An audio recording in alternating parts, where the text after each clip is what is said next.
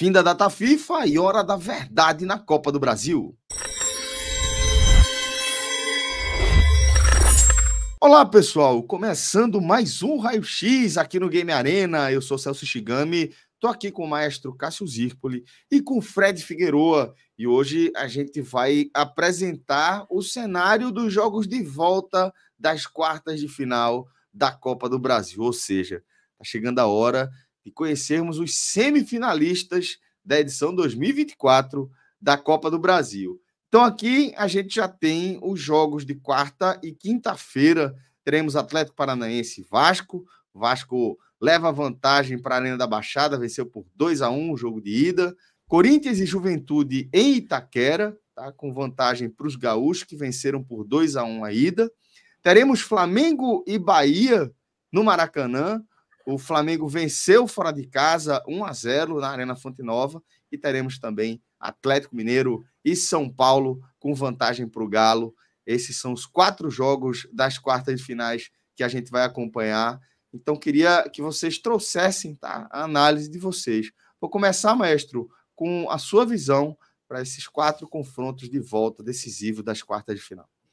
Celso, a curiosidade, né, que na quarta-feira os visitantes têm a vantagem do empate e na quinta-feira os mandantes têm a vantagem do empate. No caso da quarta-feira, o Corinthians não conseguiu inscrever a tempo o Memphis Depay. Essa contratação incrível que o Corinthians conseguiu fazer. Verdade. Não vai ser muito fácil pagar, não. Mas contratou, anunciou, está confirmado. Pra que pagar? Tu já viu o Corinthians pagar alguém nos últimos anos? Paga não, pô. Mas vai ser muito fácil, não. O jogador é caro, viu? É caro valendo. E um amigo meu que eu conheci, Cássio, que dizia o seguinte, uma frase que marcou muita gente. Caro é jogador ruim. Mas ela tá atrelada, essa frase, imagino ela, tá atrelada ao pagamento. A dúvida é porque assim, o Corinthians vai ter dificuldade aí para.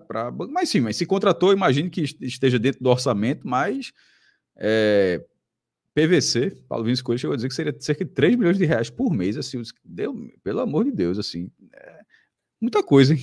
Sim, mas de toda forma não vai poder jogar a Copa do Brasil, vai poder jogar a Sul-Americana e o Brasileirão, a Copa do Brasil de 24, né? O contrato é até longo, ele poderá jogar a Copa do Brasil do ano que vem, e não, ou seja, bom para o Juventude, né? Porque realmente é um jogador.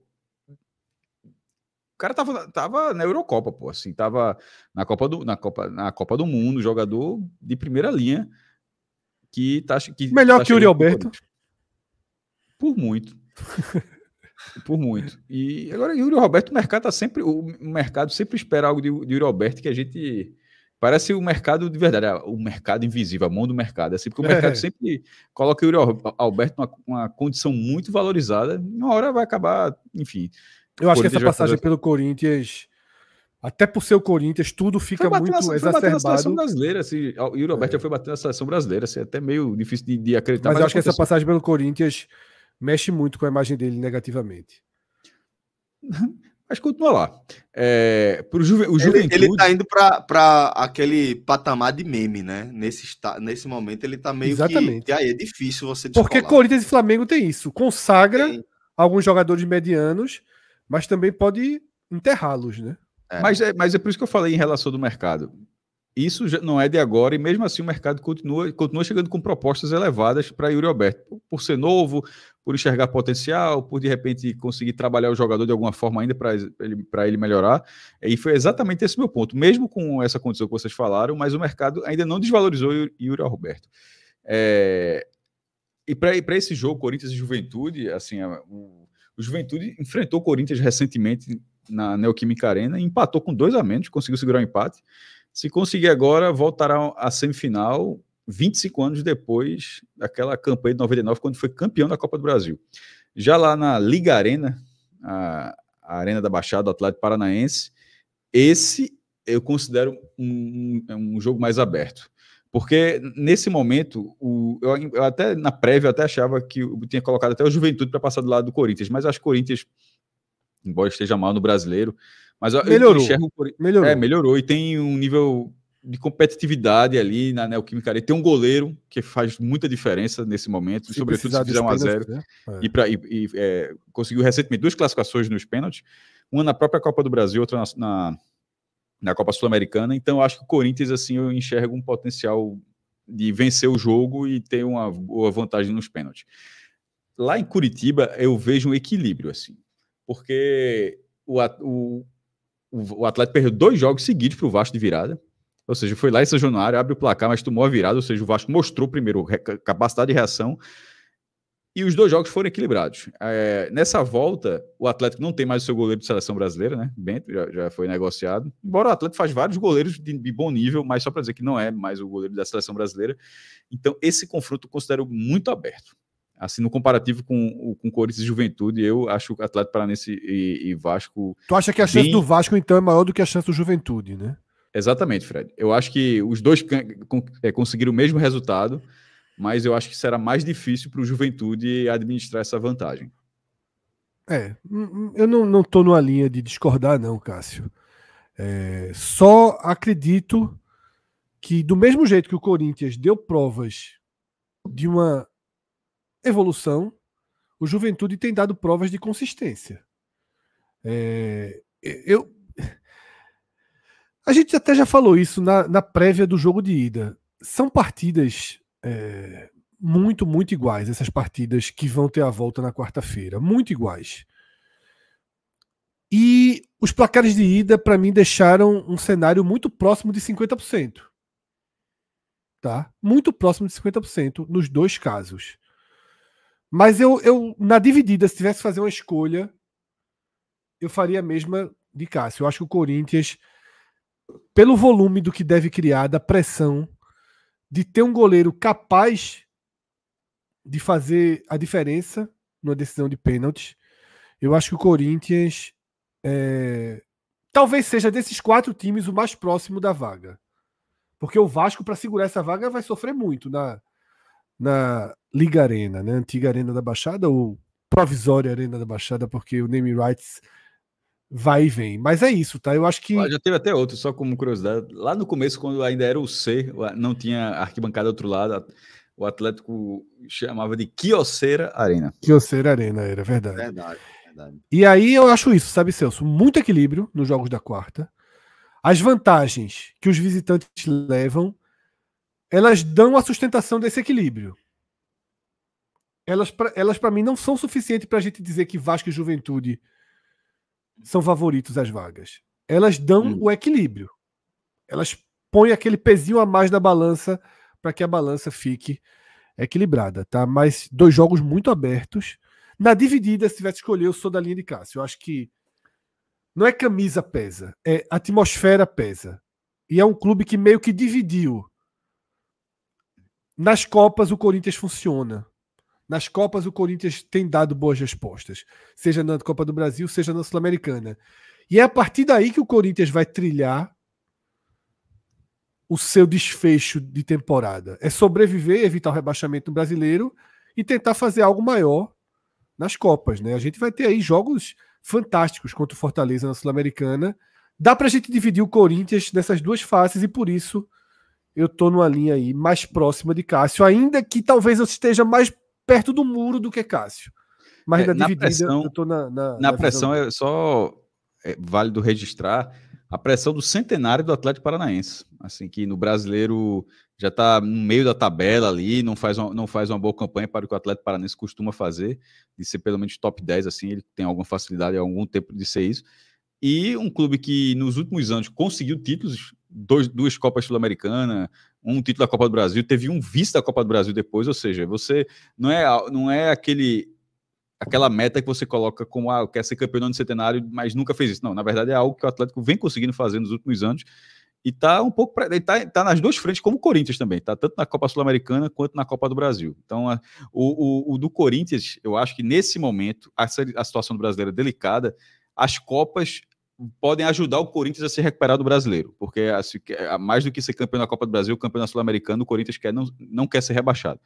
E, obviamente, se não for rebaixado, também lutar nas Copas. O caso do Atlético Paranaense não faz uma boa campanha no brasileiro, mas até segunda ordem não está ameaçado. Então, na verdade, o Atlético está fazendo ali, não está conseguindo pelo brasileiro que faça nas Copas. Então, a Copa do Atlético Paranaense não é para melhorar a campanha do brasileiro, é para realmente conseguir um título nesse ano de centenário. Então vamos aqui com as dicas que nosso querido Samuel Vilar, da TV Bet, também do Game Arena, enviou aqui pra gente. Ele indica para esses jogos de quarta, tá? Uma entrada no mercado da vitória do Corinthians, pagando lá na Bet Nacional 1,53, resultado final, vitória do Corinthians, odd de 1,53. E para Atlético Paranaense e Vasco, ele sugere a possibilidade de criação de aposta, também disponível na Bet Nacional. E aí, essa aposta que ele está sugerindo a gente criar seria uma dupla hipótese no Atlético Paranaense, ou empate, mais total de gols, sendo under 3,5, tá? Ou seja, dupla hipótese, Atlético Boas Paranaense apostas, Celso, boas apostas. Pois é, mais total de gols, esse under 3,5. Parecia que ele estava aqui, viu, Celso? Vendo a parte inicial que a gente trouxe aí da análise do jogo e fez uma leitura, o que na verdade mostra que existe um caminho. Tem As nossas caminho, análises somadas com a análise de tipster dele, análise de avaliar a odd, tem um caminho, tem um desenho para as partidas. É impossível você garantir que os desenhos acontecem. É impossível. Sim. A Bolívia ganha do Chile fora de casa. Né? O futebol permite resultados como esse. Tá? Mas existe um caminho, eu gostei muito, tá, dos desenhos que ele fez e eu ainda preciso aprender com ele melhor a fazer, criar essas apostas, que eu acho que é uma novidade interessante no Bet Nacional. Você consegue fazer suas composições dentro do mesmo jogo. É algo que eu sentia falta, né? E vou aprender a fazer. Mas gosto das duas linhas, tá? Tem risco, naturalmente, nelas, tá? Mas eu acho que o jogo é por aí, tá? A tendência de vitória do Corinthians é boa. E Atlético Paranaense mais empate é muito boa. Aí ele faz essa composição do under 3,5. Que os últimos dois jogos, né, foram 3 gols, ele já tá esticando 3,5, Celso. A corda tá esticada, pô, né? O jogo pode ser 100 gols, pode ser 1-0, pode ser 1-1, pode ser 2-1, tudo tá dentro, pode ser 3-0, né? Tudo tá dentro da conta, né? Só um 2-2, um 3-2 já são resultados muito fora da curva. Eu acho que ele conseguiu aumentar a odd sem aumentar muito o risco. Eu acho que isso foi um mérito interessante dessa dica dele. Exato. É a vantagem aí dessa possibilidade de você criar aposta, né? Você vai, a partir do seu conhecimento do evento, você vai se aprofundando e encontrando entradas aí de valor. Vamos agora, Fred, analisar os jogos da quinta-feira, que, como o Maestro destacou também, né? São jogos em que os mandantes já construíram uma vantagem no jogo de ida como visitantes, Flamengo e Bahia e Atlético Mineiro e São Paulo. Esse Flamengo e Bahia foi um jogo que, logicamente, quando você vai para o sorteio, e eram 8 bolinhas no sorteio sem nenhuma definição prévia, não eram potes separados, né? Qualquer confronto poderia sair. Eu sempre acho que o Flamengo é o time mais temido. A gente fez a transmissão do sorteio no canal do podcast 45 Minutos e a gente tem 3 analistas, né, que acompanham o Bahia no nosso canal. E um deles, Ravel, que estava com a gente no programa, foi na contramão do que seria o que parecia óbvio, e justamente por conta da imensa avalanche de lesões que tem tomado o Flamengo, e pelo fato desse jogo de volta ser imediatamente após a data FIFA, o Flamengo tem jogadores na seleção uruguaia, tem jogadores na seleção brasileira, que era um momento talvez ideal para pegar o Flamengo, até pensando em título. Você tira o Flamengo da frente nesse momento, tá? Pedro não tinha se lesionado ainda não, né? Não, ainda não. Tava ainda naquela lesão mais leve, sem ter sido essa lesão grave e definitiva, né, que ele teve nos treinamentos da seleção. Eu e Cássio, a gente não concordou com ele, e eu continuo discordando. Mas, por exemplo, você já trouxe, do Flamengo já tem mais uma lesão muito grave, que é a de Pedro. É um Flamengo enfraquecido. O Flamengo perde jogador, contrata jogador, e o jogador que chega se machuca. Tá? É de fato um Flamengo fragilizado tecnicamente. Porém, na Fonte Nova, no jogo equilibrado, o Flamengo prevaleceu. E aí, meu amigo, a distância fica fica considerável. Até porque tem um largo histórico de Rogério Ceni não conseguir vencer o Flamengo, né? Quase que uma marca da carreira dele. Se eu já via vantagem para o Flamengo, naturalmente, com 1-0 em Salvador, essa vantagem ela é bem consistente, mas não é definitiva. Esse Bahia deu provas muito interessantes ao longo dessa temporada de ser competitivo fora de casa e de saber jogar o jogo. E isso é saber jogar o jogo. O que é saber jogar o jogo? O Bahia consegue resultados fora de casa, por exemplo, contra o Atlético Mineiro. O Bahia sofreu, levou o gol. Tinha pouco tempo de jogo ainda no segundo tempo. Foi lá, se remontou na partida e conseguiu empatar a partida. Então, é um pouco do que o Bahia precisa. Empatar essa partida. E tem uma equipe de muita qualidade e que dá para fazer um jogo muito de igual para igual com o Flamengo. Agora, a atmosfera toda, a atmosfera absolutamente contrária, tá? E uma pressão natural sobre o Bahia, que nunca passou das quartas de final, que tem um investimento multimilionário do Grupo City, e que esse investimento se dá no momento em que o protagonismo do futebol do Nordeste é de outro clube, é do Fortaleza, tá? O Fortaleza está disputando o título do Campeonato Brasileiro. O Fortaleza tem chance de disputar o título da Sul-Americana de novo. E talvez o caminho, né, para o Bahia dividir esse protagonismo é a Copa do Brasil, né? Então incide até uma pressão mais forte sobre o Bahia. Mas tem jogo, porém com a vantagem natural do Flamengo. Eu diria que ela é natural. Com 1-0 dentro de casa, tendo um time mais qualificado, ainda que muito devastado por lesões, é a vantagem natural.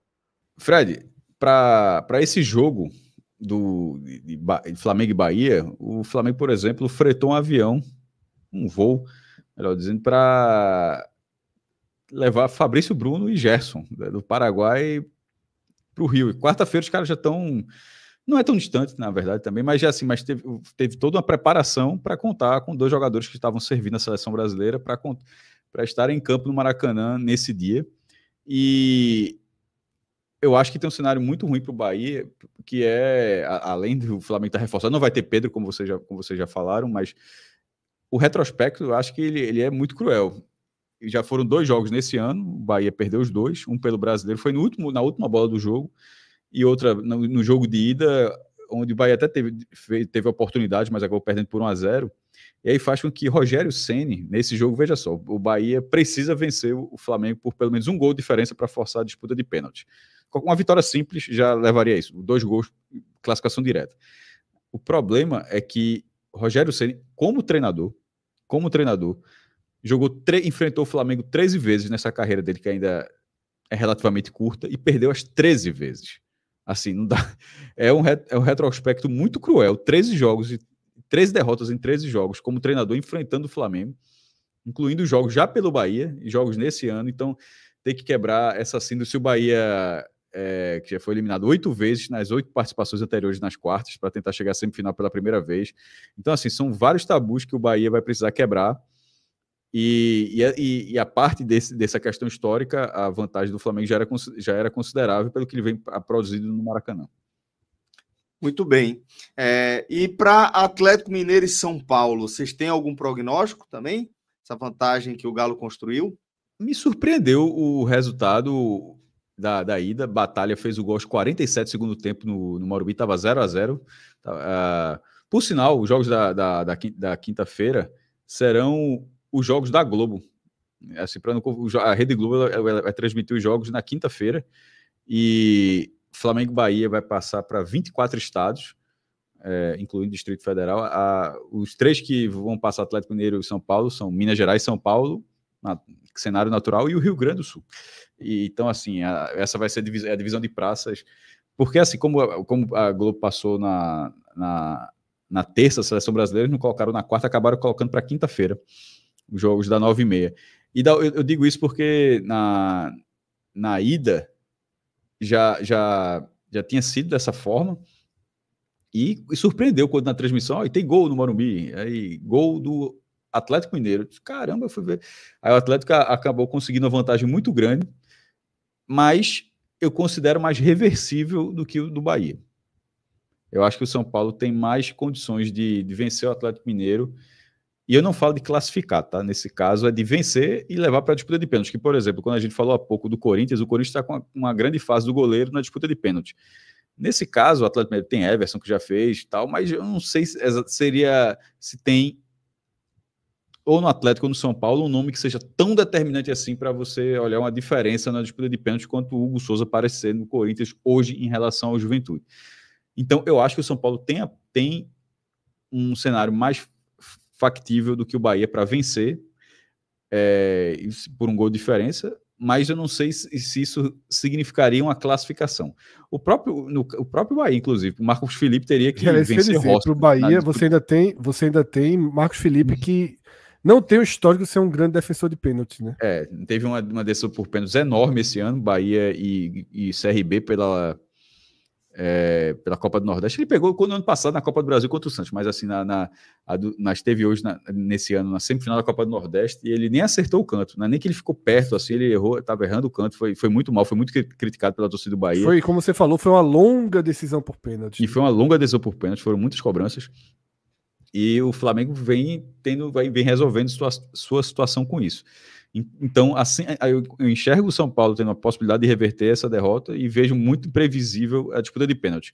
E no Rio, acho difícil o Bahia reverter, mas se reverter só por um gol de diferença, na disputa de pênalti, voltaria a ter muito trabalho. Nosso querido Samuel Vilar trouxe as seguintes indicações de entradas aqui para essas partidas de quinta. Para Flamengo e Bahia, ele indica o mercado de gols, tá? Total de gols, mais de meio gol do Bahia. Então, mais de meio gol do Bahia, ou seja, a partir de um gol do Bahia, pagando 1,56. Ousada aposta. Ousada, interessante, porque o Bahia precisa, né, do resultado, porque o Bahia cria volume de gols. Interessante a aposta. Ousada, mas interessante. Foi justamente isso que ele defendeu aqui, né? Que o Bahia é um time que tem volume ofensivo, acaba criando muitas chances e que isso, como é o objetivo do Bahia reverter, pode ser um cenário favorável. Tá? E outro cenário que ele criou aqui para Atlético Mineiro e São Paulo também, dentro dessa possibilidade lá na Beto Nacional de você criar aposta. Aí ele foi para total de gols, Atlético Mineiro mais de meio gol, mesmo mercado do Bahia, tá? O Atlético Mineiro fazendo pelo menos um gol, e mais total de gols, menos de 3,5 no geral, certo? Então teria... Ou seja, o jogo teria no máximo 3 gols, sendo um do Atlético. Perfeito, exatamente. É boa. Essa odd de 1,77. Tá? Essa odd de 1,77. Mais alta do que Samuel... Achei a melhor de todas, a de Atlético Paranaense e Vasco, tá? Exatamente. Essa também... A que eu mais gostei foi a de Atlético Paranaense e Vasco. Esse jogo Eu acho que esse jogo na Arena MRV, esse jogo em Belo Horizonte, é um jogo em que, por mais que seja raro no futebol, passar de 3 gols, essa é a típica partida que pode acontecer, né? Pelo que a partida obriga, né? Porque a partida já obriga um visitante ofensivo, tá? Então, de todas as dicas de Samuel, a que eu mais gosto é a do Atlético Paranaense e Vasco. Tá? Achei a do Bahia ousada, mas bem interessante, né? Porque ele pede pouco, ele pede um gol do Bahia. Pode ser 3-1 pro Flamengo o jogo. Isso. Tá? Agora é uma odd de 1,56. Ele conseguiu subir bem essa odd de Atlético e São Paulo, mas para mim existe um risco embarcado aí um pouquinho maior do que parece. Então é isso, velho. Espero que vocês tenham gostado aqui, tá? Dessas nossas análises para os jogos de volta das quartas de final da Copa do Brasil. Se você gostou, deixa aqui o seu like, deixa o seu comentário e compartilhe o nosso conteúdo para ajudar o nosso canal a crescer. Forte abraço e até a próxima. Valeu. Tchau, tchau.